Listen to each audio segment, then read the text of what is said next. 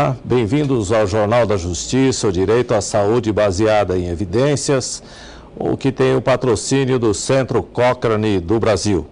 Se o senhor não está familiarizado, o Centro Cochrane do Brasil é uma entidade sem fins lucrativos que mapeia o conhecimento na área da saúde para saber aquilo que funciona, o que não funciona, aquilo que traz mais benefícios do que malefícios, para que você possa tomar a decisão em relação ao seu bem mais precioso, que é a sua saúde.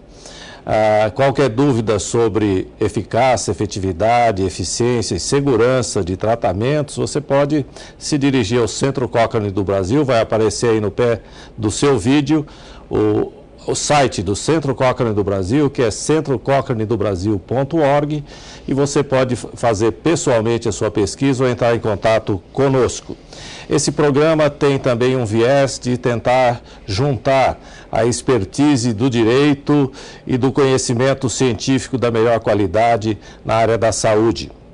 E hoje nós temos aqui a grande satisfação de ter um dos mais brilhantes juízes desse país, que é o professor Dr. João Batista Galhardo, que vai conversar conosco sobre os aspectos importantes da justiça brasileira, a sociedade, o ensino do direito, né, doutor Galhardo? E ele que é você deve estar familiarizado a vê-lo aí nas propagandas do projeto Inovari, né? Foi um dos ganhadores do concurso do projeto Inovari, com inovações na área do direito, em particular relacionada à adolescência e à criança, né? Doutor Galhardo, muito bem-vindo ao programa, obrigado por estar aqui conosco. Olha, eu que agradeço, mais uma vez é um prazer estar com o senhor, professor Álvaro, sempre é uma grande alegria debater esses temas de interesse de toda a sociedade, para mim é uma grande honra estar aqui.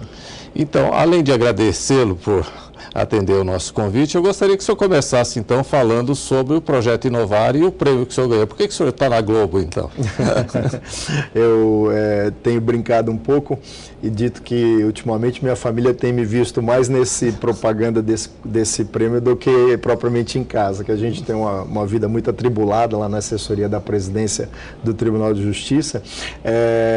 Esse Instituto Inovari é um instituto que tem uma parceria com a Rede Globo, mas também com outras instituições, inclusive instituições da própria Justiça, o Superior Tribunal de Justiça, o Supremo Tribunal Federal, algumas associações de magistrados, etc.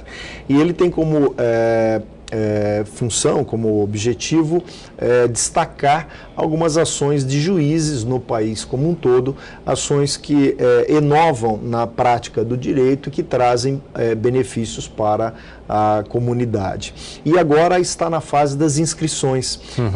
Os juízes que têm algum projeto interessante, que trouxe alguma melhoria na atenção da justiça na sua cidade, eles podem fazer a inscrição deste projeto no chamado Prêmio Inovari. Por isso que, com muita frequência e em vários horários, e especialmente no horário noturno, né, e nos intervalos dos telejornais e também das novelas, tem saído uma chamada para que os juízes que queiram participar desta premiação, e hoje o prêmio é aberto também para promotores de justiça, defensores, advogados, enfim, toda a classe do direito. Ainda não premia os médicos. Os médicos ainda não entraram. Ainda não entraram, mas quem sabe um dia poderão entrar. E eles podem fazer a sua inscrição.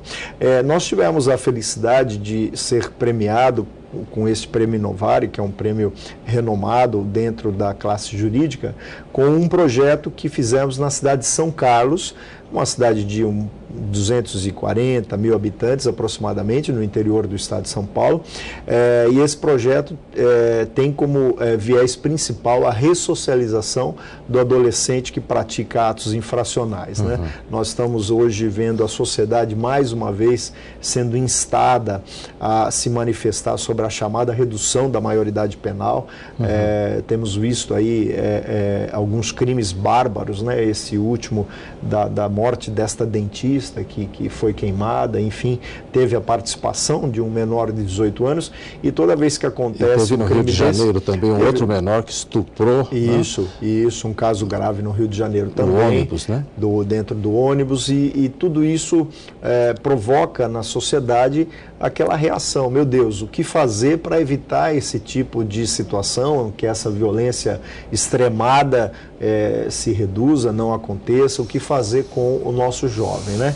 E essa pergunta, o que fazer, nós fizemos lá por volta de 1996, 98, quando discutíamos, né, o Estatuto da Criança e do Adolescente, que é uma lei de 1990, mas que ainda não tem a sua eficácia plena no nosso país, né? E por conta disso, nós envolvemos a sociedade organizada daquela comunidade, as forças vivas da comunidade, tanto da área pública quanto da área privada, e conseguimos fazer um projeto que resgatava rapidamente o adolescente que entrava no caminho do crime. O resultado foi que, em 2009, numa pesquisa do Ministério da Justiça, São Carlos era a cidade com o menor índice de vulnerabilidade infanto-juvenil do país. E ele fica meio, a palavra é muito boa, vulnerabilidade, né? Porque ele é vulnerável ao crime e à repressão ao crime, porque eles acabam morrendo cedo também, não é? Sem dúvida. O que se percebe nesta juventude que entra, né, na vida ilícita, é que faltaram várias coisas lá atrás, né, onde o Estado não conseguiu entrar, onde a família não conseguiu entrar, então o crime entra, né, os líderes do crime organizado, o tráfico, etc., adota esse jovem, e esse jovem percebe que ele vai viver pouco, ele vai ter uma vida até os seus 26, 28, 30 anos, mas durante esse tempo ele vai ter uma vida, aspas, digna. Ele vai ter condições de se alimentar, vai ter lugar para morar, vai ter carro, vai ter poder, etc. Enfim, ele sabe que a vida dele é curta, mas ele sabe que durante aquele tempo ele vai ter uma vida que lhe vai dar prazer e satisfação e bens materiais e etc. Enquanto que se ele não entra, ele pode até ter uma vida mais longa, mas de uma subdignidade ímpar, passando fome, morando embaixo de ponte, etc. e etc. De sorte que nós fizemos com que lá em São Carlos, reunindo todas essas forças vivas da cidade, da área pública, da área privada, nós oferecemos uma nova proposta de vida para esse jovem. O jovem lá de 10, 11, 12, 13 anos de idade, que começava com atos infracionais leves, uso de droga, um furto pequeno, era o momento desse projeto entrar e resgatar esse jovem. O índice de sucesso era muito grande. E como é que é feito esse resgate? Nós, primeiro, abrimos a porta do judiciário para receber toda e qualquer demanda relacionada a comportamento de criança e adolescente. Digo isso porque hoje essa porta ela não se mostra tão aberta assim no sistema de justiça.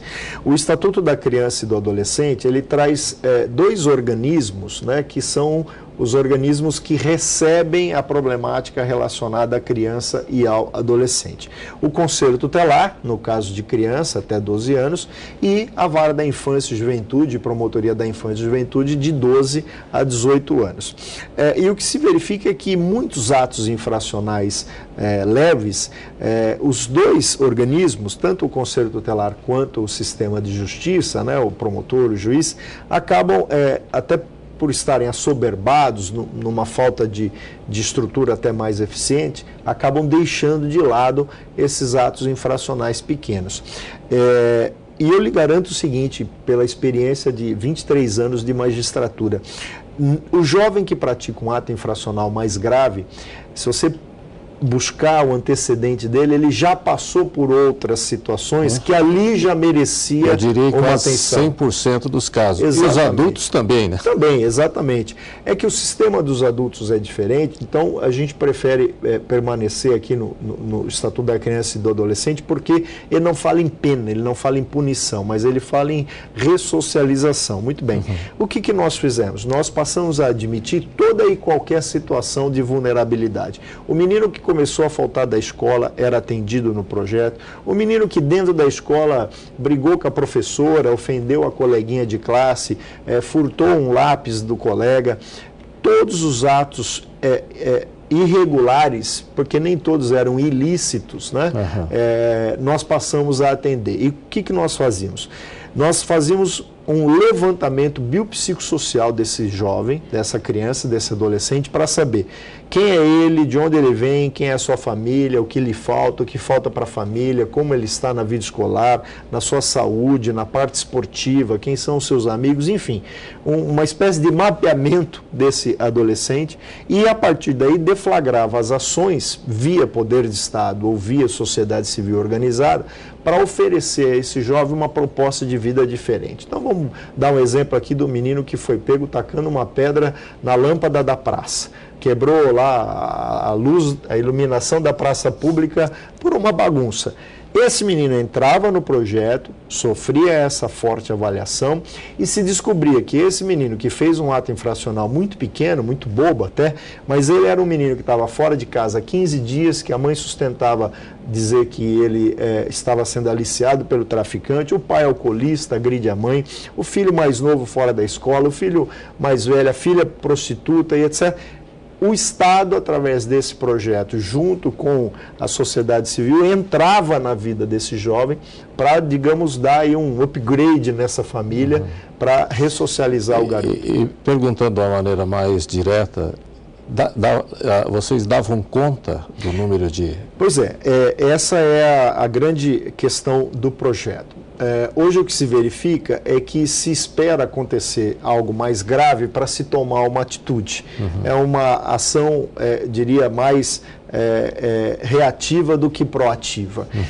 Nós invertemos essa roda, nós passamos a agir antes da ação grave acontecer. Tolerância zero.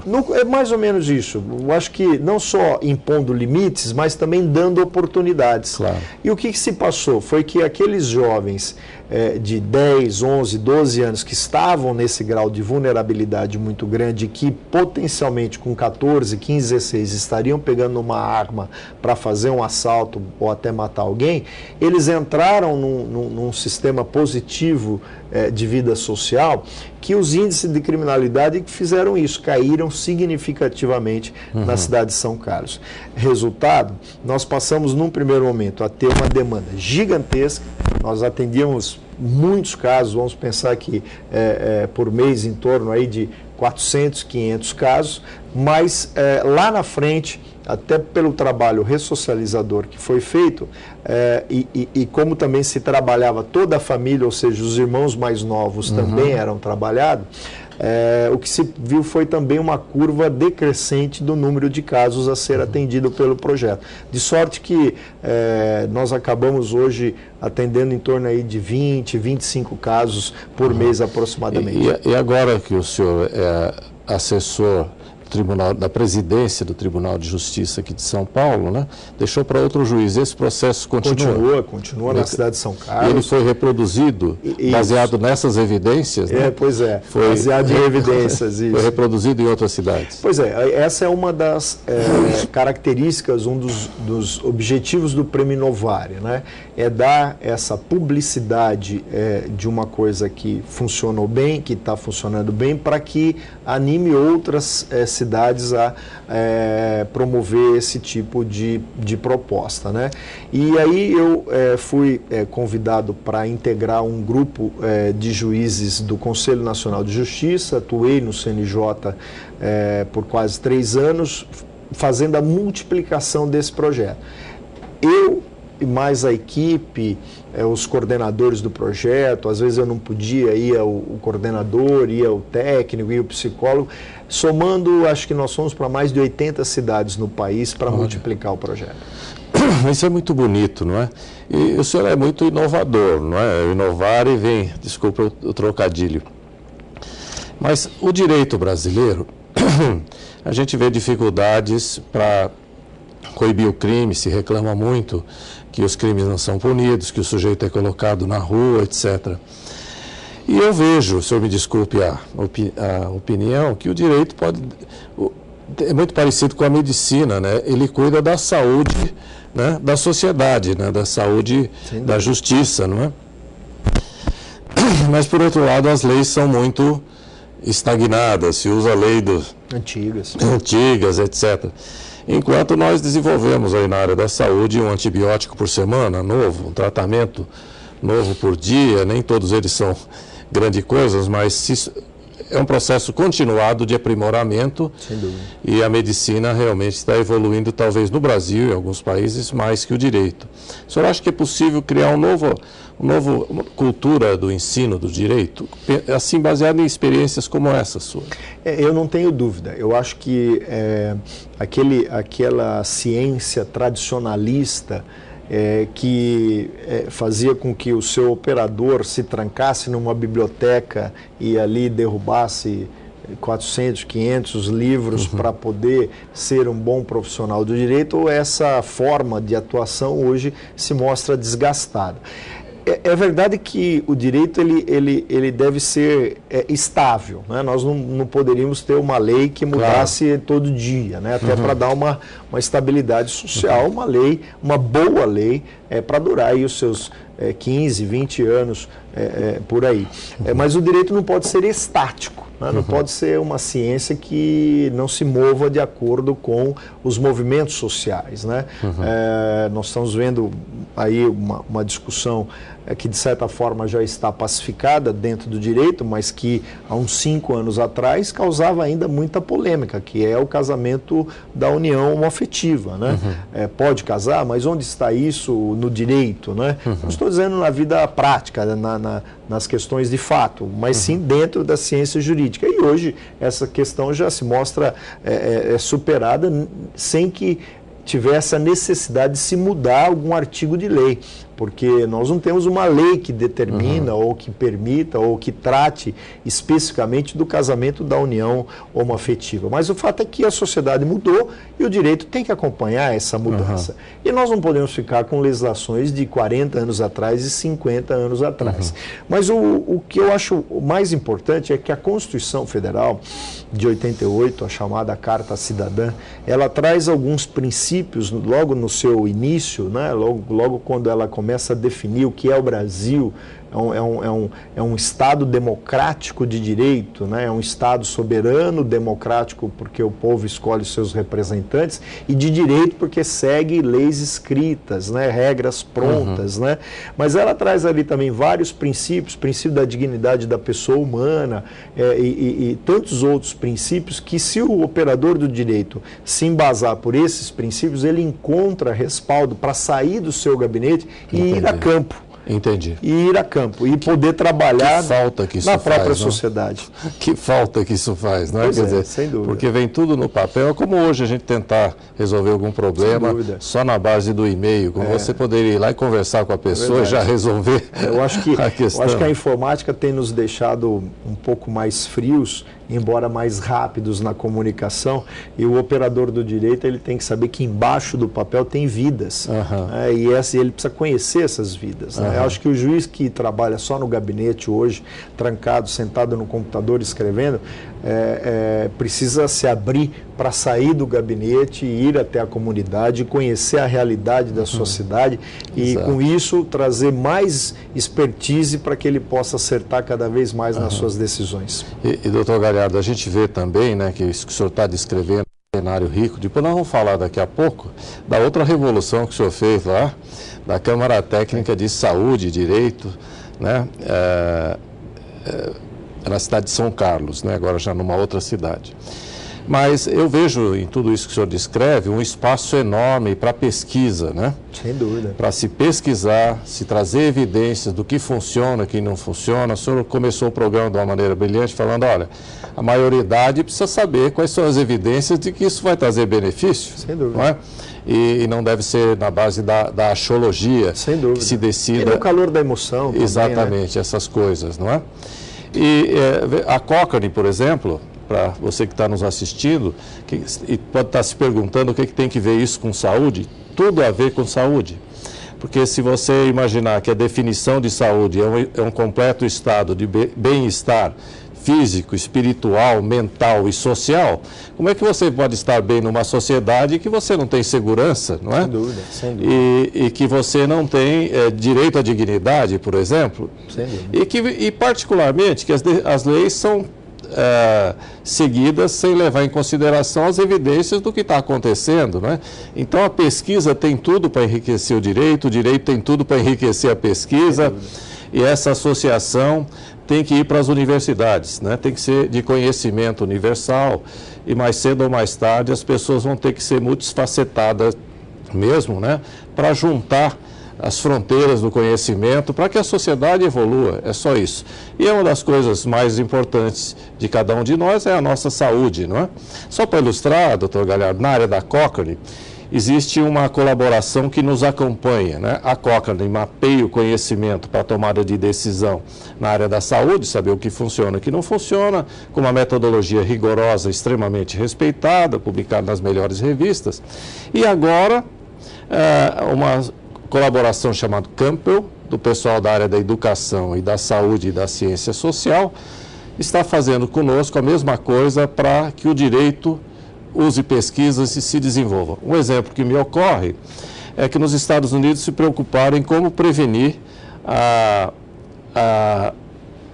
o mau comportamento e a delinquência do adolescente, né? Então alguém teve a seguinte ideia: olha, vamos pegar esses adolescentes que estão começando a delinquir e vamos levar ele para uma penitenciária, colocá-lo lá dentro alguns dias para conviver com aquele sofrimento e ver se depois disso ele sabe qual é o seu futuro e se comporte melhor, não é? Então, a Cochrane exige e deu orientação. A orientação foi fazer ensaios clínicos, e que as crianças que delinquiam lá para os 11 anos eram sorteadas ou para visitar a penitenciária ou não. E depois se seguiu esses dois grupos, que visitaram a penitenciária, os que não visitaram, e mediu-se o número de casos de delinquência ao longo do tempo. A gente se esperava com isso que os que visitassem os prisioneiros ficassem assustados com aquilo e mudassem de vida. Penso que foi o contrário. E a conclusão nos Estados Unidos, pelo menos, foi que as crianças que visitaram a penitenciária delinquiram mais, né? Talvez tenham se envolvido com o charme do prisioneiro, aquele ambiente mais limpo, e depende muito da realidade onde a criança vive, né? Se ela vive num pardieiro, sem apoio social, sem paz e segurança, a penitenciária talvez seja melhor que a sociedade americana, de onde elas foram retiradas para o estudo, né? Aqui no Brasil, talvez a penitenciária consiga ser muito pior do que o local onde as crianças estudam. Mas, de qualquer maneira, se concluiu ali que não era para botar a criança em contato com o prisioneiro, até porque eles são muito sedutores e nunca são culpados de nada. Isso parece que é uma regra comum, né? Mas, de qualquer maneira, a hora que se fez a metodologia Cochrane, se comparou, se viu que aquilo era uma roubada e não se implementou essa conduta, né, essa intervenção social, não é? Então, tudo que for intervenção para tentar se mudar a sociedade no direito, na sociologia, na educação ou na medicina, requer estudos comparativos, né, que a gente chama de randomizados, controlados, duplo cego, tirando a emoção, tirando o interesse, né, e de uma maneira imparcial, se fazer uma pesquisa científica e saber qual é a melhor conduta. Eu acho que isso se aplica também para redução da maioridade, né, criminal. E costuma-se usar muito, professor, me permita dizer, o direito comparado, né? Uhum. Mas eu penso que é muito difícil você usar o direito comparado, porque não há no mundo um país com as características do Brasil. Sejam características socioeconômicas, características de territorialidade e de diversidade cultural. Se você pegar um garoto de 14 anos do Rio Grande do Sul, certamente ele é diferente de um garoto de 14 anos do Amazonas. Não há a menor dúvida disso, né? De sorte que é muito complicado a gente sustentar, vai dar certo, a violência vai reduzir com a redução da maioridade penal. Nós não temos evidências. O que eu tenho como evidência prática de vida é que, aplicando uma legislação já existente, chamada Estatuto da Criança e do Adolescente, a uma comunidade de 240 mil habitantes, nós conseguimos reduzir de 40 adolescentes presos por ano para 2. Perfeito. Conseguimos reduzir homicídios para 0. Conseguimos reduzir roubos em 78%. E em 2009 e 2010 foi a cidade de menor índice de vulnerabilidade, leia-se, a cidade de menor prática de crimes por adolescentes do país. Perfeito. Isso é muito bonito e precisa ser publicado, né, para ser reconhecido como ciência, para que outros, né, adaptem aquilo, apliquem aquilo com as devidas adaptações para cada circunstância. Então, veja que o doutor Galhardo, naturalmente, já pratica um direito baseado em evidências, né? E quando o efeito, doutor, é tão grande como esse, não precisa um ensaio clínico, né? Aqui em São Paulo, por exemplo, começaram a fechar os botecos na região de Diadema, né, às 11 da noite. E a criminalidade caiu para metade, né? Eu acho que já é um grande avanço, né, esse tipo de evidência para você melhorar a sociedade. Nós vamos parar em um minuto, em um minuto nós voltamos aqui com o juiz João Batista Galhardo, essa eminência do direito brasileiro, que é assessor da presidência do Tribunal de Justiça de São Paulo, e ele vai falar aqui sobre uma outra revolução que ele fez na cidade de São Carlos quanto ao direito à saúde. Até mais.